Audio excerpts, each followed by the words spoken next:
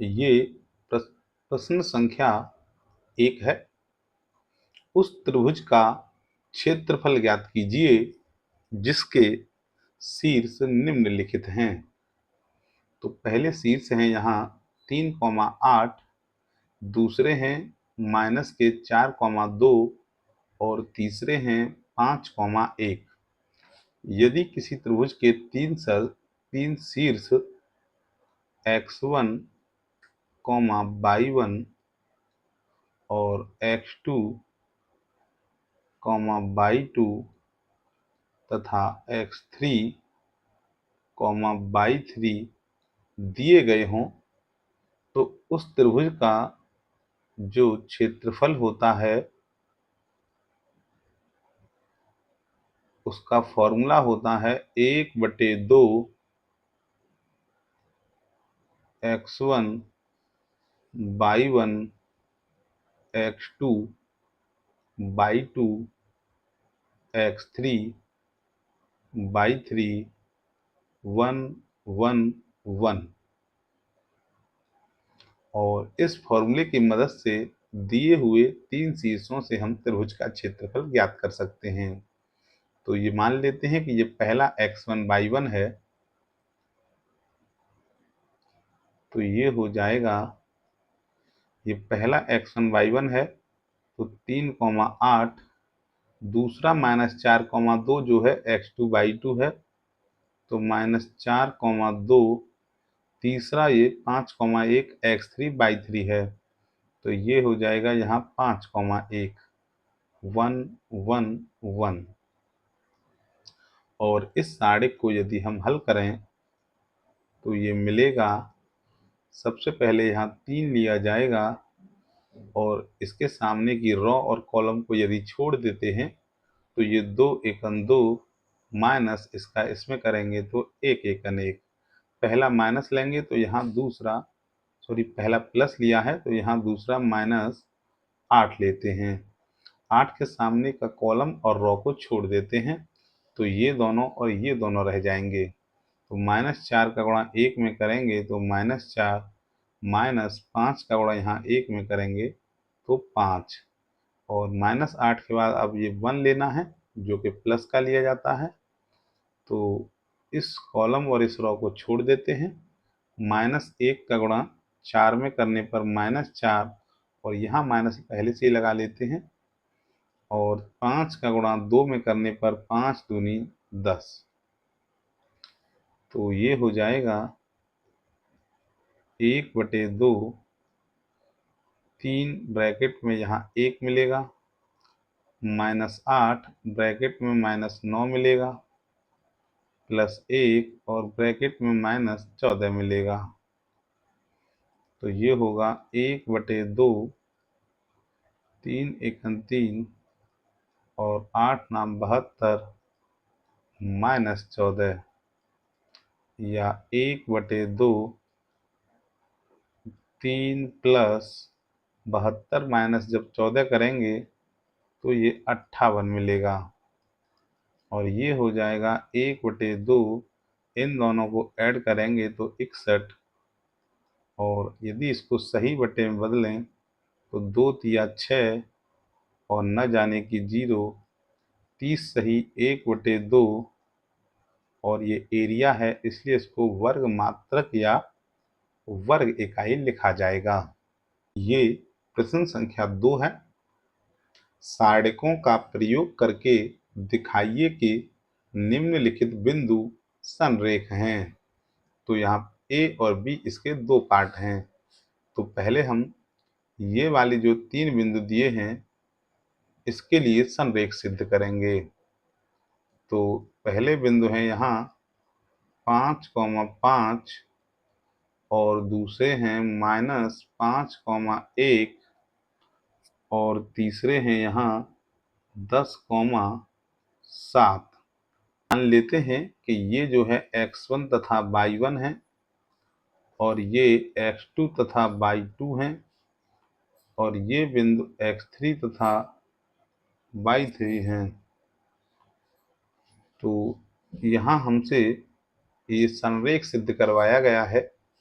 तो संरेख के लिए जो प्रतिबंध होता है वो प्रतिबंध ये होता है कि x1 y1 x2 y2 और x3 y3 1 1 1 और ये जो है बराबर क्या होना चाहिए, शून्य होना चाहिए। वास्तव में ये क्या है कि ये यहाँ 1/2 लगाने पर एक त्रिभुज का क्षेत्रफल है, और संरेख में क्या होता है, एक सीधी लाइन होती है तो त्रिभुज का क्षेत्रफल हमेशा शून्य होता है, क्योंकि इन तीन संरेख बिंदुओं से कोई भी त्रिभुज नहीं बन सकता।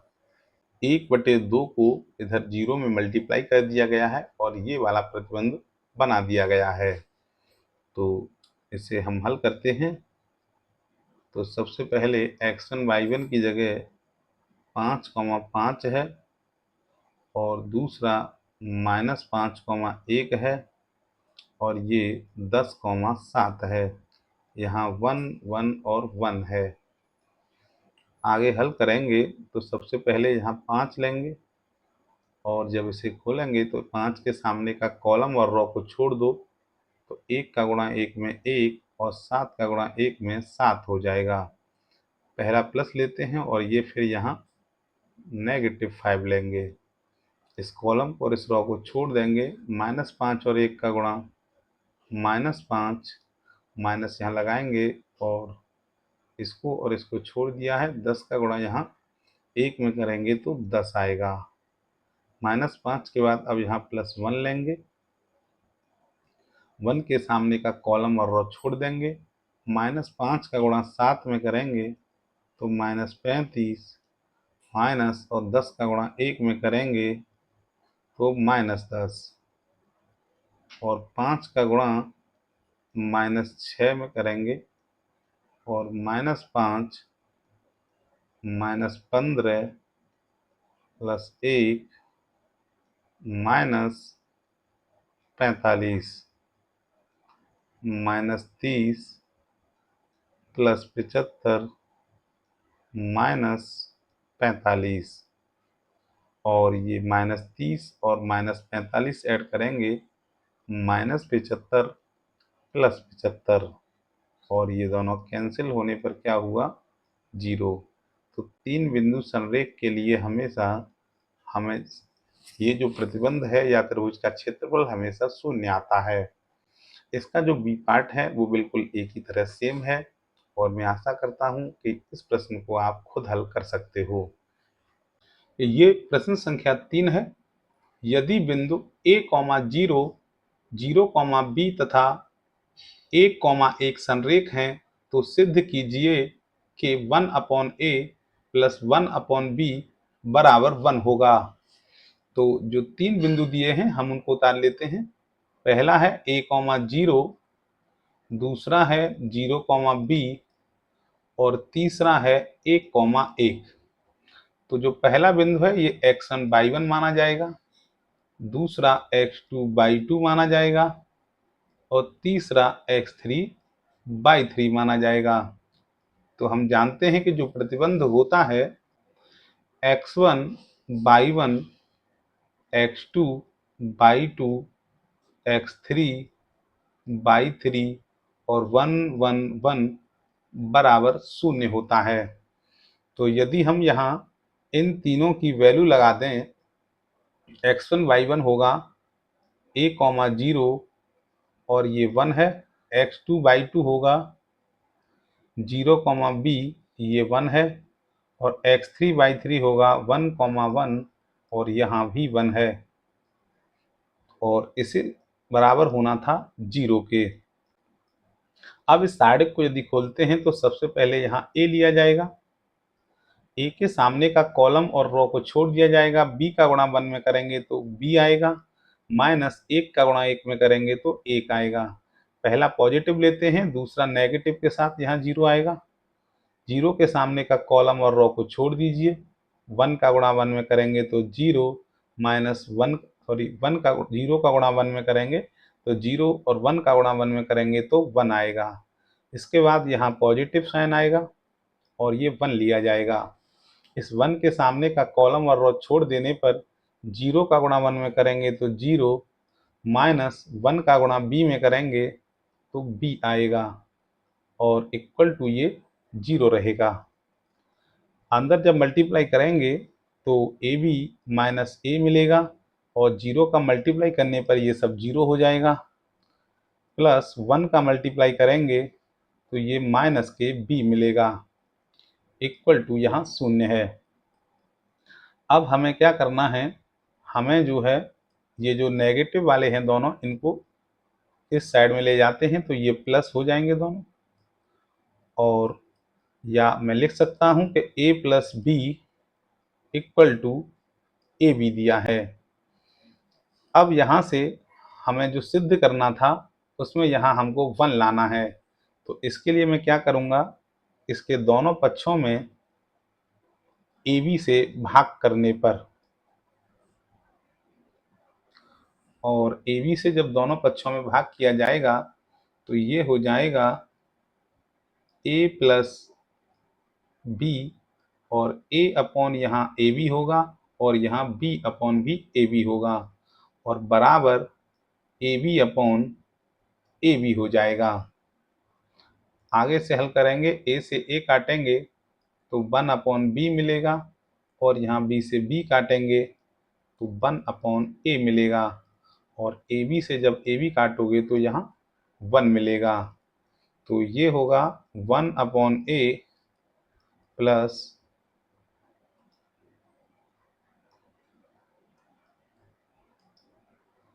1 अपॉन बी इक्वल टू 1, जो कि हमको सिद्ध करना था।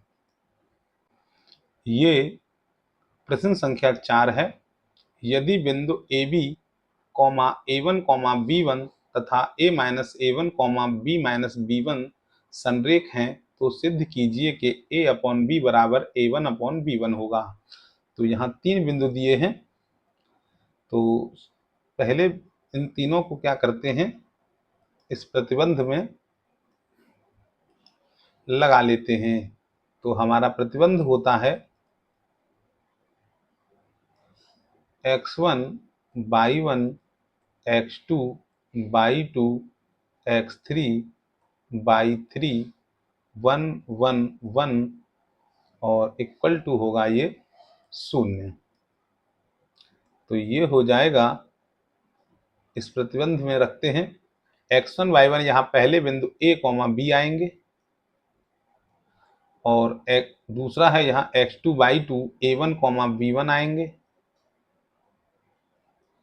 और तीसरे बिंदु है यहाँ x3 y3, तो इसके स्थान पर आएगा यहाँ a माइनस a1 और b माइनस b1, और तीसरे कॉलम में ये 1 1 है और ये बराबर रखा जाएगा 0 के। तो आगे हो जाएगा, इसको हम खोलते हैं सारिक को। सबसे पहले यहाँ a लिया जाएगा और a के सामने की रॉ और इस कॉलम को छोड़ने पर b1 का गुणा 1 में करेंगे तो b1 माइनस, और b माइनस b1 का गुणा यहाँ 1 में करेंगे तो माइनस b, और ये माइनस से ये वाला यहाँ प्लस b1।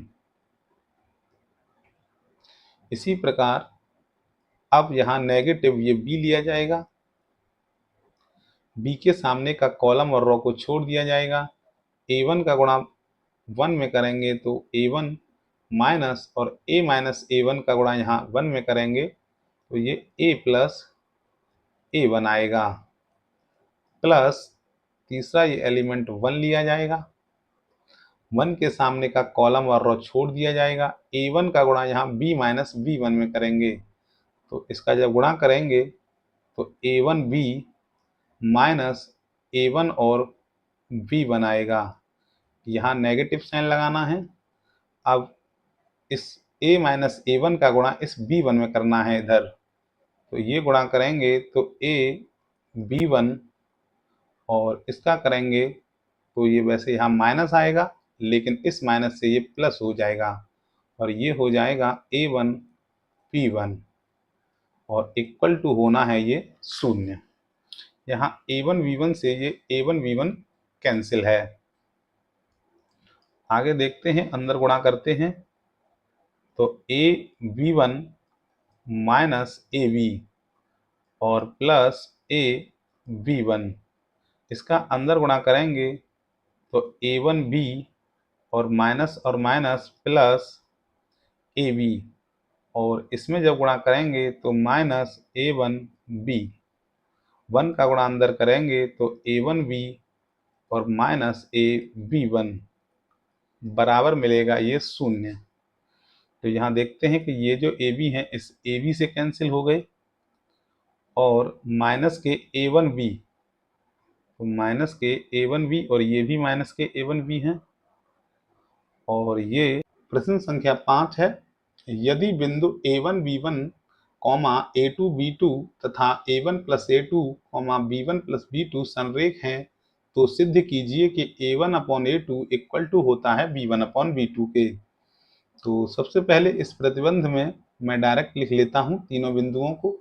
पहला है A1 और B1, दूसरा है A2 और B2, और तीसरा है A1 प्लस A2 और B1 प्लस B2, और यहाँ आता है 1 1 1 और इक्वल टू होता है 0।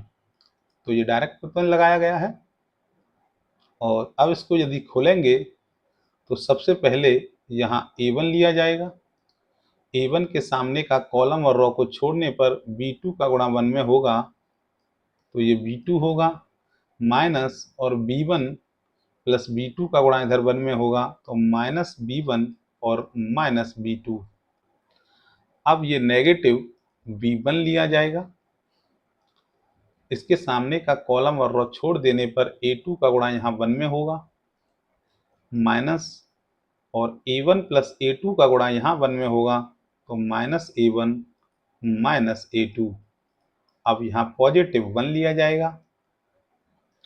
इस 1 के सामने का कॉलम और रो छोड़ दिया जाएगा। A2 का गुणा जब इसमें करेंगे तो ये मिलेगा A2 B1 और यहाँ प्लस, और ये B2 में गुणा होगा तो A2 B2। यहाँ माइनस होता है और इन दोनों का गुणा करने पर A1 B2 minus A2 B2, और ये A2 B2 से ये A2 B2 कैंसिल और इक्वल टू यहाँ 0 है। अब यहाँ B2 से ये B2 कैंसिल है, A1 का गुणा यहाँ B1 में करेंगे तो माइनस A1 B1। यहाँ A2 से A2 कैंसिल है, माइनस B1 का गुणा माइनस A1 में करेंगे तो प्लस के A1 और B1, प्लस इस 1 का अंदर गुणा करेंगे तो A2 B1 minus A1 B2 equal to 0 आएगा। ये जो है माइनस के A1 B1 है और यहाँ प्लस के A1 B1 है, तो ये भी दोनों कैंसिल हुए। ये बचा A2 B1 minus A1 B2 बराबर 0। तो हम इसको लिख सकते हैं कि A2 B1 बराबर A1 B2। और दोनों पक्षों में यदि मैं, या ऐसे करिए, भाग न दे के इस A2 को A1 के नीचे ले जाइए और इस B2 को इधर लाएंगे तो ये B1 के नीचे आएगा। तो B1 upon B2 equal to हो जाएगा A1 अपॉन A2। और यही जो है हमको प्रूफ करना था। हम इसको इस प्रकार भी लिख सकते हैं कि A1 अपॉन A2 बराबर होगा B1 अपॉन B2 के। प्रश्न संख्या 6 है। सारणिकों का प्रयोग करके बिंदु 3,6 और 1,3 को मिलाने वाली रेखा का समीकरण ज्ञात कीजिए। तो जैसा कि आप जानते हो, यदि x1 y1 और x2 y2 दो बिंदु दिए हों तो इन बिंदुओं से होकर जाने वाली जो रेखा का समीकरण होता है,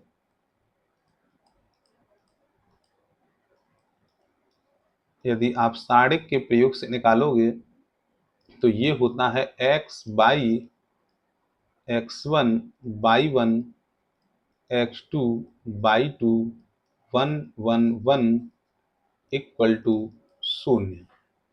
और इसी फॉर्मूले में यहाँ हम x1/1 3,6 और x2/2 1,3 को लगा लेते हैं। तो ये हो जाएगा x, y पहले बिंदु 3,6 है और दूसरे 1,3 है। यहाँ 1 1 1 और इक्वल टू 0। इस सारे को खोलने पर जो समीकरण प्राप्त होगा वही रेखा का समीकरण होगा। सबसे पहले यहाँ x लिया जाएगा और x के सामने का कॉलम और रो छोड़ोगे तो 6 एकन 6 माइनस 3 एकन 3, माइनस के यहाँ बाई लिया जाएगा और इस कॉलम और इस रो को छोड़ोगे 3 का गुणा 1 में 3 माइनस 1 का गुणा 1 में 1 आएगा, प्लस ये 1 लिया जाएगा। 1 के सामने का कॉलम और रो छोड़ दिया जाएगा। 3 का गुणा 3 में 9 माइनस 1 का गुणा 6 में 6 इक्वल टू 0। और ये होगा, यहाँ बचेगा 3 और ये हो जाएगा 3x। यहाँ बचेगा -2, ये हो जाएगा -2y और यहाँ भी बचेगा अंदर 3, तो 1 गुणा 3 3 बराबर 0 और यही रेखा का समीकरण होगा। ये प्रश्न संख्या 7 है। k का मान ज्ञात कीजिए यदि बिंदु k minus k, 2 minus 2k, k minus k plus 1, 2k minus 4 minus k, 6 minus 2k संरेख हैं। तो यहाँ हमें 3 बिंदु दिए गए हैं संरेख। पहला है k और 2 माइनस 2k, दूसरा है माइनस k प्लस 1 और 2k, तीसरा है -4 माइनस k और 6 माइनस 2k। तो यदि ये संरेख हैं तो यहाँ 1 1 1 लगाने पर जो सारणिक बनता है इसका मान 0 होता है। और इस सारणिक को हल करेंगे। सबसे पहले यहाँ k लिया जाएगा और k के सामने का रो और कॉलम यदि छोड़ दें तो इस 2k का गुणा होगा 1 में 2k माइनस, और इन दोनों का गुणा होगा तो -6 प्लस 2k, माइनस के 2 माइनस 2k लिया जाएगा। इसके सामने का कॉलम और रो छोड़ दिया जाएगा।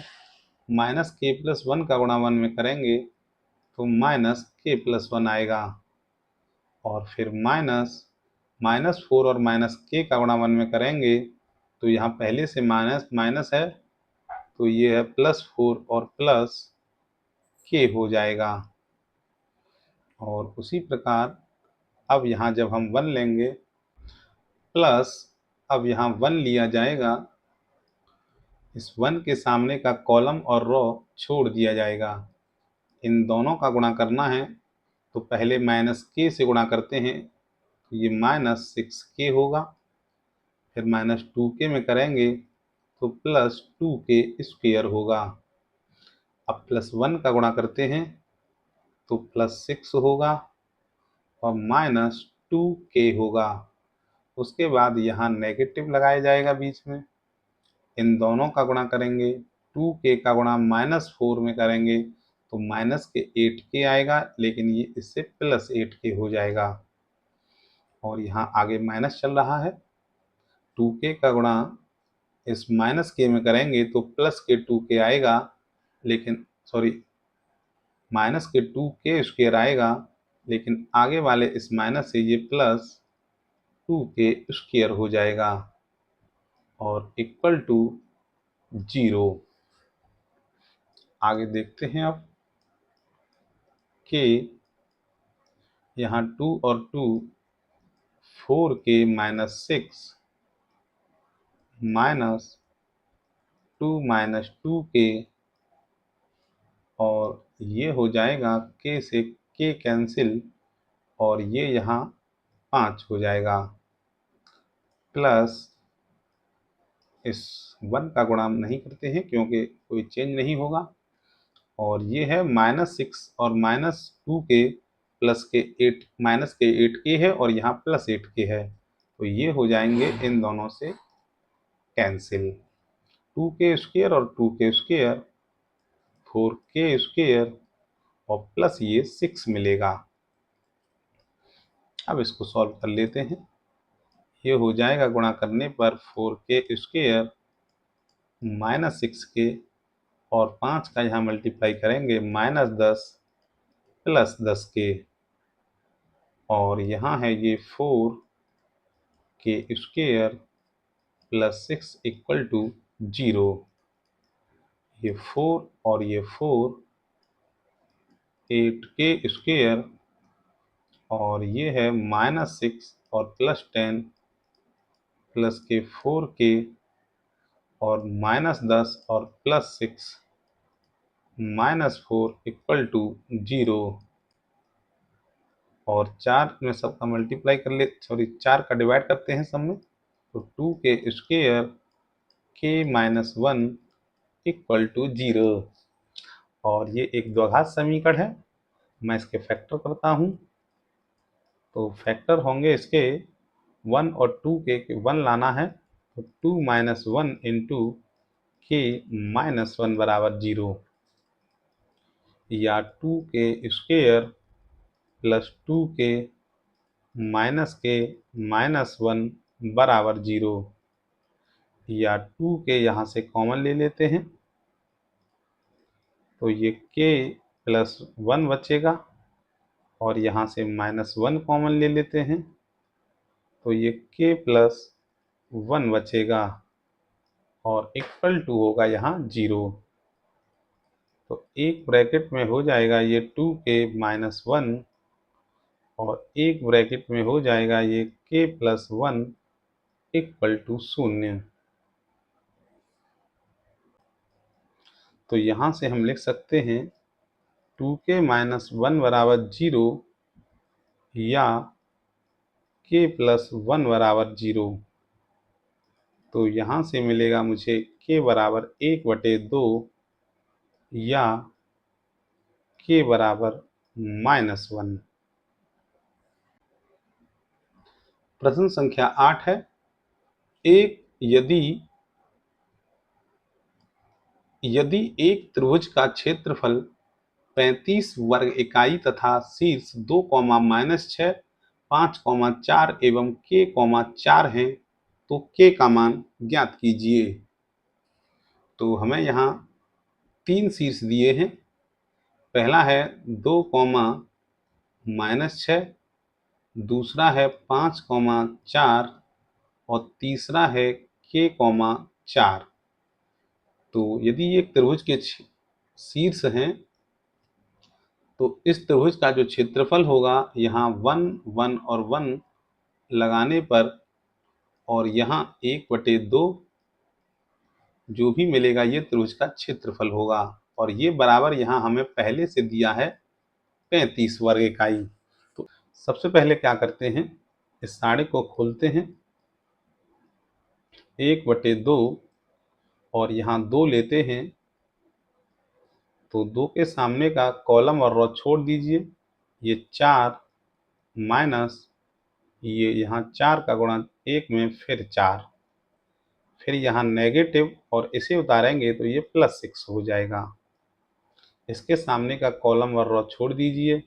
5 का गुणा 1 में करने पर 5 माइनस k का गुणा 1 में करने पर k, प्लस अब 1 लीजिए और ये होगा